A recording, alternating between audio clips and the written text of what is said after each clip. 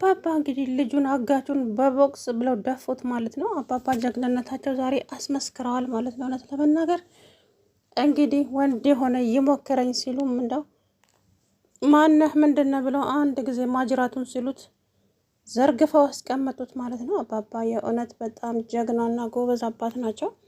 ቲናም እንግዲህ ውርደቷ እንደቀጠለ ነው። እሷ መቼም ከውርደት ነፃ ሆና አታውቅም። እውነት ለመናገር ምን እንደሚሻላት እራሱ አላውቅም። ቲና እንግዲህ ዛሬ እንደላከችው እሱ በጩቤ ሊወጋቸው ነበረ፣ ግን አልተሳካለትም። እውነት ለመናገር ቲና እንግዲህ ዛሬ ሻይ ውስጥ መድኃኒት ስትጨምር እጅ ከፍንጅ ተያዘች። ያንን ሻይ ለማን ልትሰጠው እንደሆነ አላውቅም፣ ለአባባ ወይ ለባሏ።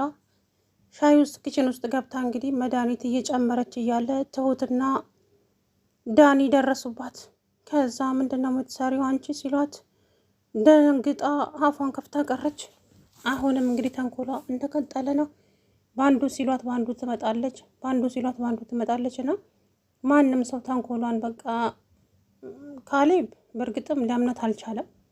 አታስመሲ፣ ከዚህ በኋላ አስመስዬ እቀጥላለሁ የምትይ ከሆነ ተሳስተሻል ቲና። እኔ መቼም አንቺን ላምንሽ አልችልም።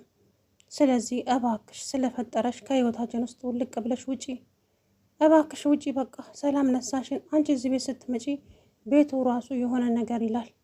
እባክሽን ከህይወታችን ውጪ። እንደዚሁማ ዝም ብዬ የምወጣ ቀላል ሰው አይደለሁም። እኔ የትም አልሄድም፣ የትም አልወጣም አለች። እና ምንድን ነው የምትፈልጊው? እኔ እኮ የ80 ሚስትህ ነኝ። ገንዘብ እፈልጋለሁ፣ ንብረት እፈልጋለሁ። የት የሰራሽውን ገንዘብ ነው የምትፈልጊው? ያለኝን እኮ 10,000 ብር ነው ብዬሻለሁ። 5ቱን ላንቺ፣ 5ቱን ለኔ። ይሄ ደግሞ ህግ የሚዳኘን የሚሆነው።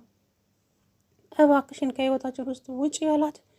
እሷ ግን ምንም ልትሰማ አልቻለችም። ምን ጉድ እንደሆነች አላውቅም። እንግዲህ ተንኮሏ እንደዛው እንደቀጠለ ነው ማለት ነው። ፈጣሪ አምላክ እሱ ልቦና ይስጣት እንጂ እኔ የምለው ነገር የለኝም። ትሁትም እንግዲህ ሰውየው ባልተብየው እያስፈራራት ነው ማለት ነው።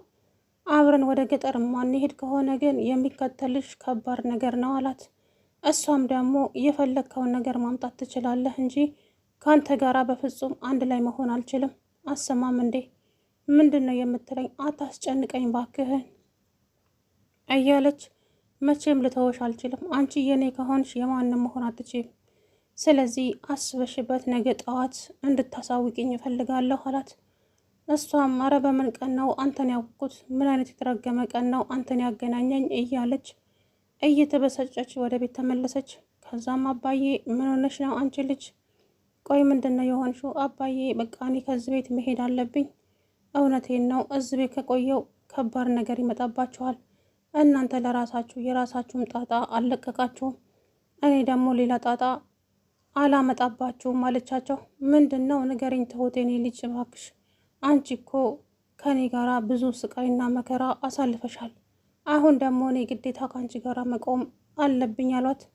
አባዬ እባክህ ዛሬም አንተ ከሞት ነው አምልጠ የመጣኸው፣ ድጋሚ ደግሞ ጦስ ልሆንብህ አልፈልግም አለችው።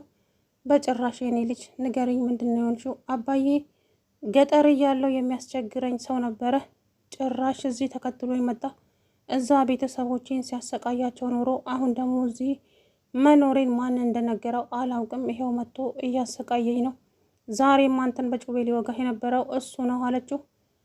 ታዲያ ህግ ያለበት ሀገር ነው አባዬ። እሱ መቼ ህግን ይፈራና? ህግን የሚፈራ ቢሆንማ አገሬም እያለው አያሰቃየኝም ነበር አለች። ከዛም በቃ መሄድ እፈልጋለሁ ስትላችሁ በፍጹም አትሄጂም የኔ ልጅ፣ የሚመጣውን ነገር ሁሉ እጋፍጥልሻለሁ አሏት አባዬ። ካሌብም ከዛ እሺ እኔም አለው አለ። ዳኒም እንደዛ። ከዛ ቲና ይሄንን ነገር ወስዳ ለልጁ ነገረችው። ሁሉም ከትሁት ጎን ቆመዋል። ግን ደግሞ አንተ ራስን መጠንቀቅ አለብህ። እናም ያንን ሰውዬ ገላግለኝ፣ ያንን ሰውዬ ከገላገልከኝ እኔም ትሁትን አምጥቼ አስረክብሃለሁ አለችው።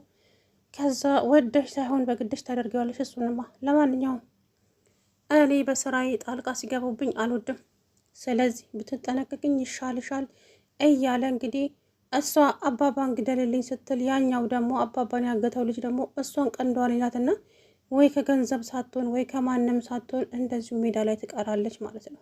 መጥፎ ስራ ራስን ነው ጠልፎ የሚጥለውና ቲና እንግዲህ መጨረሻዋ በጣም ነው የሚናፍቀኝ እውነት ለመናገር። አባባ ላይ በጣም ብዙ ግፍ ሰርታለች፣ ብዙ ነገር አድርጋቸዋለች፣ በጣም ብዙ ማለት ነው። እና ፈጣሪ አምላክ እሱ ማስተዋሉን ይስጣት። እንግዲህ ትሁትም ዛሬ ቲና ምንም አላደረገችም፣ በዛሬው ጉዳይ ቲና የለችበትም፣ እኔ ነኝ አባዬ እንዲሞት ያደረግኩት አላለችም። ከዛም እነሱ ደንግጠው በፍጹም አንቺማ እንደዚህ አታደርጊም አሏት።